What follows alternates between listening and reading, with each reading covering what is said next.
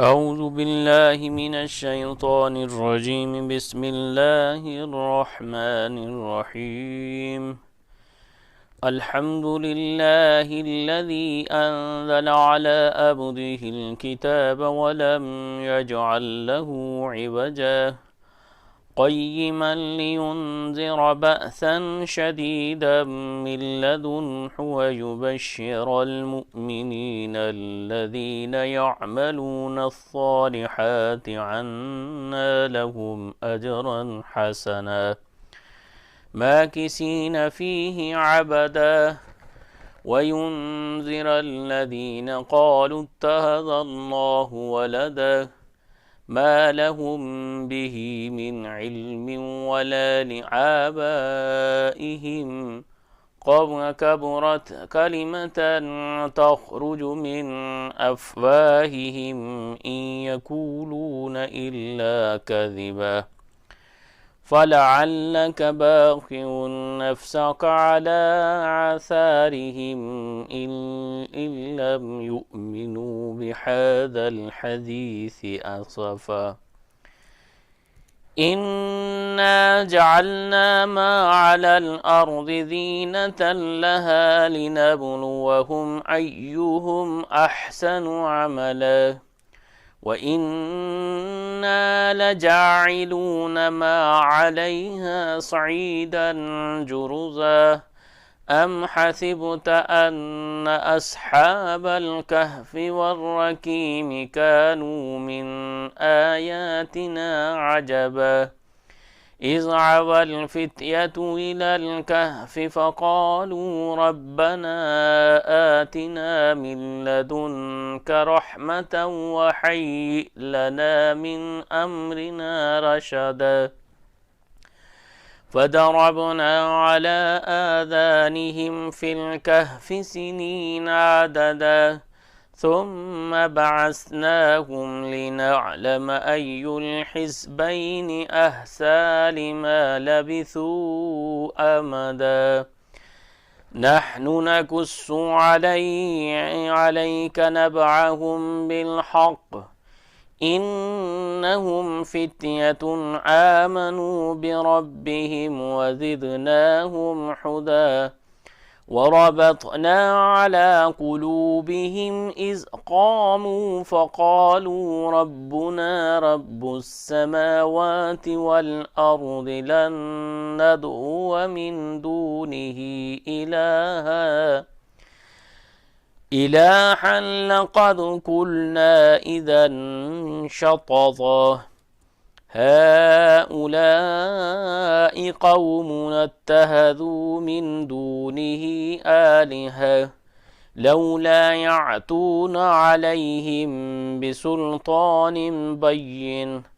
فمن أظلم ممن افترى على الله كذبا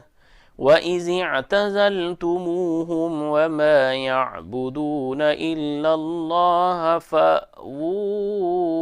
إلى الكهف ينشر لكم ربكم من رحمته ويحيي لكم من عمركم مرفقا وترى الشمس إذا طلعت تزاور عن كهفهم ذات اليمين وإذا غربت تقرضهم ذات الشمال وهم في فجوة منه ذلك من آيات الله من يهد الله فهو المهتد ومن يضلل فلن تجد له وليا مرشدا وتحسبهم أيكازا وهم ركود ونقلبهم ذات اليمين وذات الشمال وكلبهم باسط ذراعيه بالوصيد لو اطلعت عليهم لوليت منهم فرارا ولملئت منهم رعبا وكذلك بعثناهم ليتساءلوا بينهم قال قائل منهم كم لبثتم قالوا لبثنا يوما أو بعض يوم قالوا ربكم أعلم بما لبثتم فابعثوا أحدكم بورقكم هذه إلى المدينة فلينظر أيها أزكى طعاما فليأتكم برزق منه وليتلطف ولا يشعرن بكم أحدا إنهم إن يزهروا عليكم يرجموكم أو يعيدوكم في ملتهم ولن تفلحوا إذا أبدا وكذلك عثرنا عليهم ليعلموا أن وعد الله حق وأن الساعة لا ريب فيها إذ يتنازعون بينهم أمرهم فقالوا بنوا عليهم بنيانا ربهم أعلم بهم وقال الذين غلبوا على أمرهم لنتخذن عليهم مسجدا سيقولون ثلاثة رابعهم كلبهم ويقولون خمسة سادسهم كلبهم رجما بالغيب ويقولون سبعة وثامنهم كلبهم قل ربي أعلم بعدتهم ما يعلمهم إلا قليل فلا تمار فيهم إلا مراء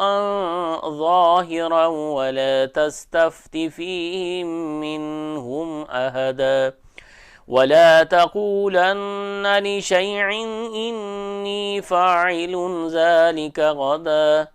إلا أن يشاء الله واذكر ربك إذا نسيت وقل أتى أن يهديني ربي لأقرب من هذا رشدا ولبثوا في كهفهم 300 سنين وازدادوا 9 قل الله أعلم بما لبثوا له غيب السماوات والأرض أبصر به واسمه ما لهم من دونه من ولي ولا يشرك في حكمه أحدا واتل ما أوهي إليك من كتاب ربك لا مبدل لكلماته ولن تجد من دونه ملتحدا واصبر نفسك مع الذين يدعون ربهم بالغداة والعشي يريدون وجهه ولا تعد عيناك عنهم تريد زينة الحياة الدنيا ولا تطع من أغفلنا قلبه عن ذكرنا واتبع هواه وكان أمره فرطا وقل الحق من ربكم فمن شاء فليؤمن ومن شاء فليكفر إنا أعتدنا للظالمين نارا أحاط بهم سرادقها وإن يستغيثوا يغاثوا بماء كالمهل يشفي الوجوه بئس الشراب وساءت مرتفقا إن الذين آمنوا وعملوا الصالحات إنا لا نضيع أجر من أحسن عملا أولئك لهم جنات عدن تجري من تحتهم الأنهار من عساور من ذهب ويلبثون ثيابا حضرا من سندس واستبرك متكئين فيها على الأرائك نعم الثواب وحسنت مرتفقا واضرب لهم مثلا رجلين جعلنا لأحدهما جنتين من أعناب وحففناهما بنخل وجعلنا بينهما زرعا كلتا الجنتين آتت أكلها ولم تظلم منه شيئا وفجرنا هلالهما نحرا وكان له ثمر فقال لصاحبه وهو يحاوره أنا أكثر منك مالا وأعز نفرا ودخل جنته وهو ظالم لنفسه قال ما أظن أن تبيد هذه أبدا وما أظن الساعة قائمة ولئن رددت إلى ربي لأجدن خيرا منها منقلبا قال له صاحبه وهو يحاوره أكفرت بالذي خلقك من تراب ثم من نطفة ثم سواك رجلا لكنا هو الله ربي ولا أشرك بربي أحدا ولولا إذ دخلت جنتك قلت ما شاء الله لا قوة إلا بالله إن ترني أنا أقل منك مالا وولدا فأسى ربي أن يؤتيني خيرا من جنتك ويرسل عليها حسبانا من السماء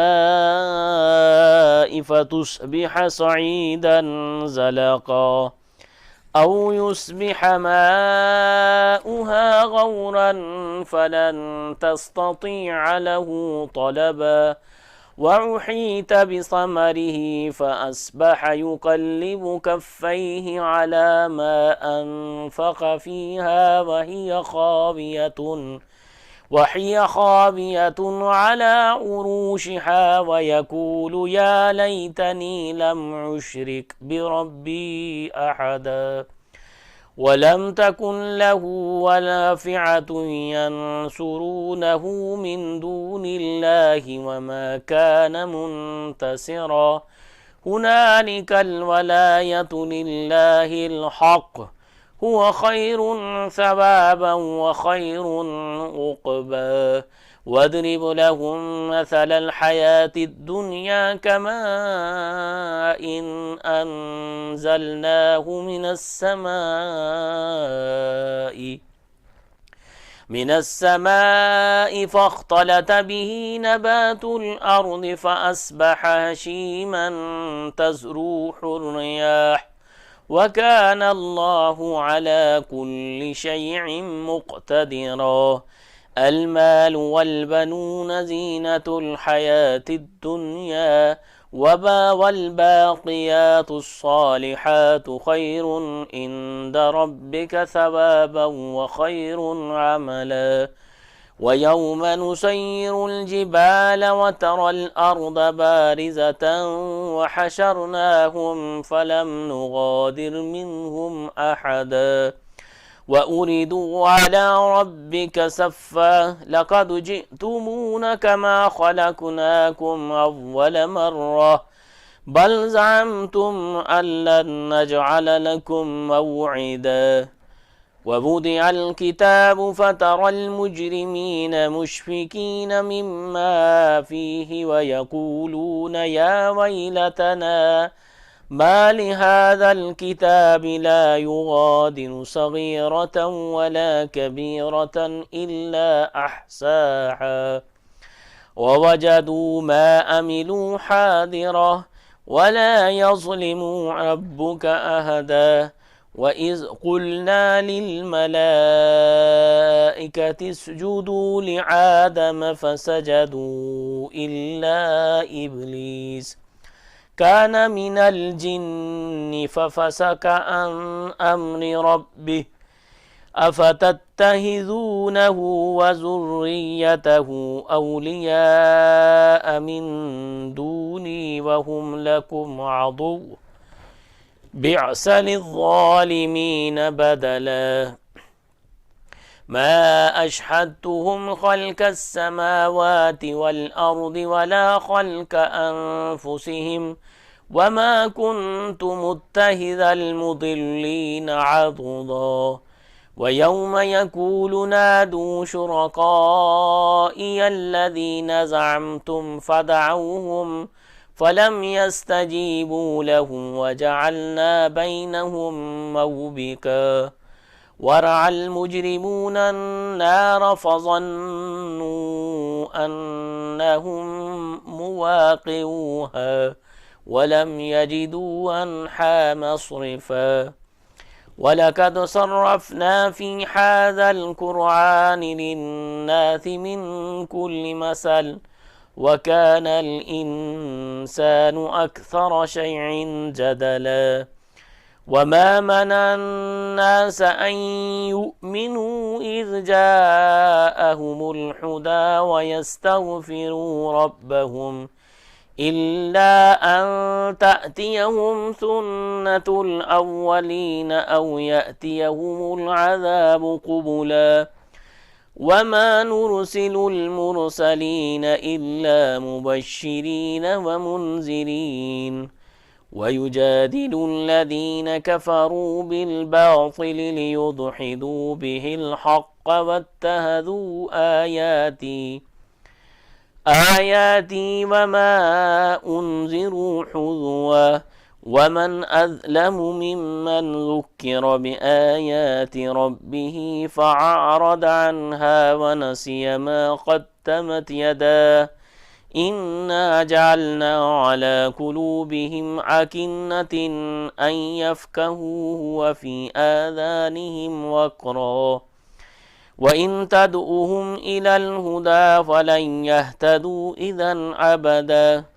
وربك الغفور ذو الرحمة لو يؤاخذهم بما كسبوا لعجل لهم العذاب بل لهم موعد لن يجدوا من دونه موئلا وتلك القرى أهلكناهم لما ظلموا وجعلنا لمهلكهم موئدا وإذ قال موسى لفتاه لا أبره حتى أبلغ مجمع البحرين أو أمضي حقبا فلما بلغ مجمع بينهما نسيا حوتهما فاتخذ سبيله في البحر سربا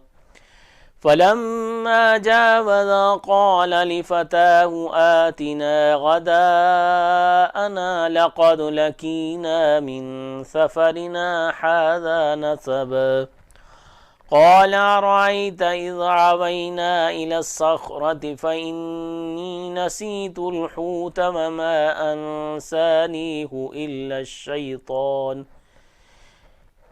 الشيطان أن أذكره واتخذ سبيله في البحر عجبا قال ذلك ما كنا نبغ فارتد على آثارهما قصصا فوجد عبدا من عبادنا آتيناه رحمة من عندنا وعلمناه من لدنا علما قال له موسى هل أتبعك على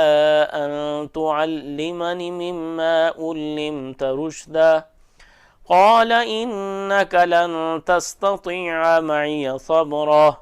وكيف تصبر على ما لم تحط به خبرا قال ستجدني إن شاء الله صابرا ولا أعصي لك أمرا قال فإن اتبعتني فلا تسألني عن شيء حتى أحدث لك منه ذكرا. فانطلقا حتى إذا ركب في السفينة خرقها قال أخرقتها لتغرق أهلها لقد جئت شيئا إمرا. قال ألم أقل إنك لن تستطيع معي صبرا. قال لا تؤاخذني بما نسيت ولا ترهقني من أمري عسرا. فانطلق حتى إذا لقي غلاما فقتله قال أقتلت نفسا زكية بغير نفس لقد جئت شيئا نكرا. قال ألم أقل لك إنك لن تستطيع معي صبرا. قال إن سألتك عن شيء بعدها فلا تصاحبني قد بلغت من لدني عذرا. فانطلقا حتى إذا أتيا أهل قرية استطعما أهلها فأبوا أن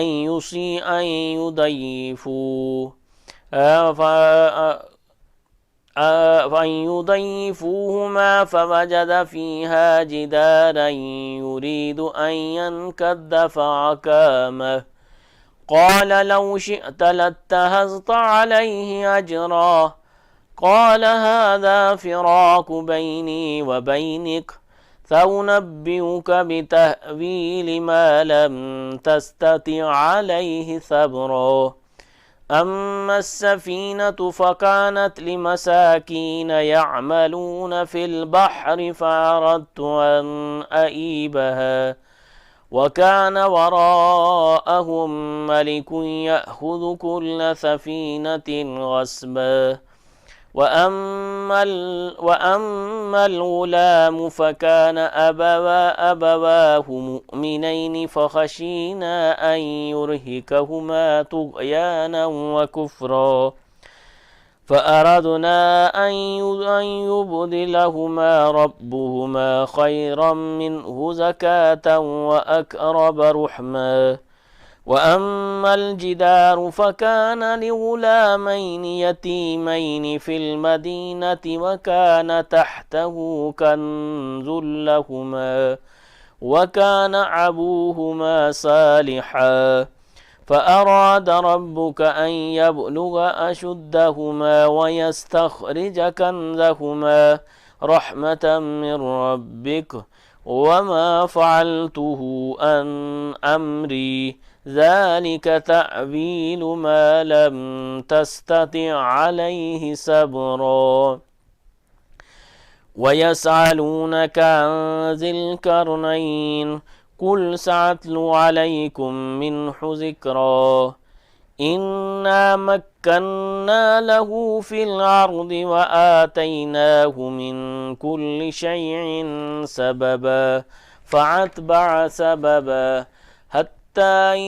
إذا بلغ مغرب الشمس وجدها تغرب في عين حمية ووجد عندها قوما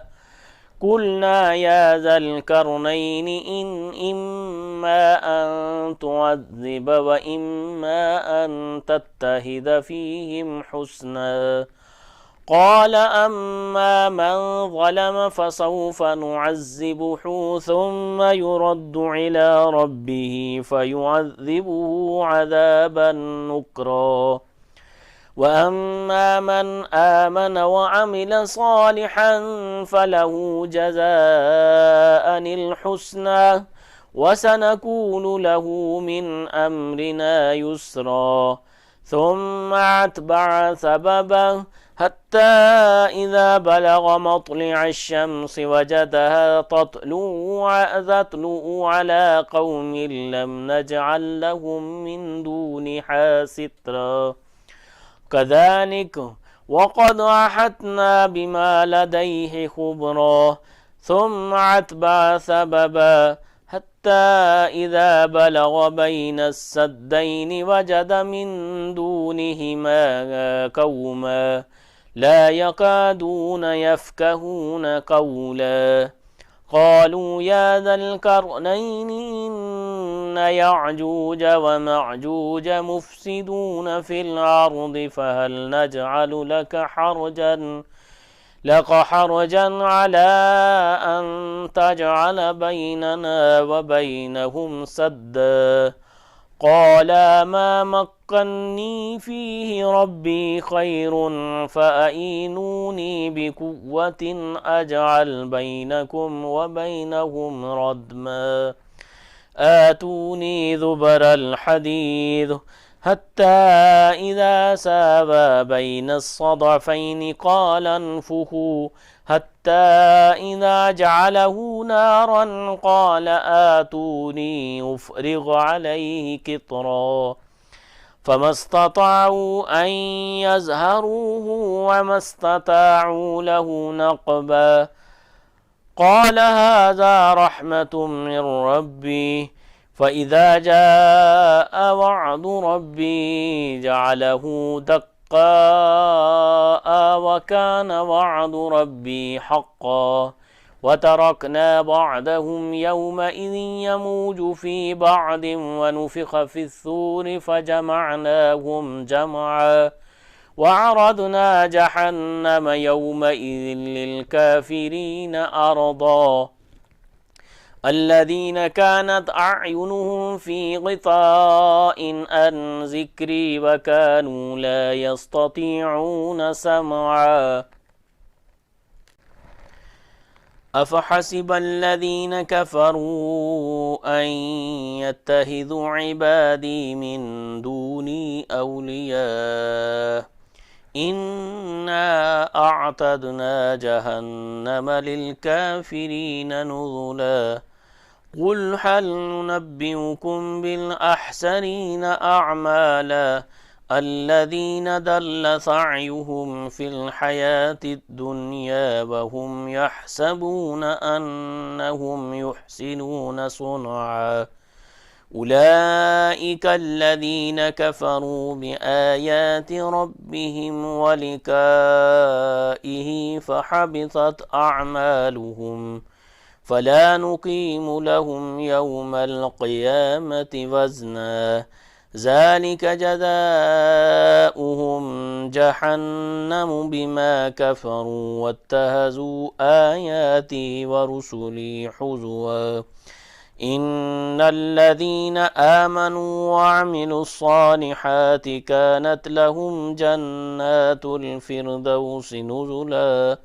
خالدين فيها لا يبغون عنها حولا قل لو كان البحر مدادا لكلمات ربي لنفد البحر قبل أن تنفد كلمات ربي ولو جئنا بمثله مددا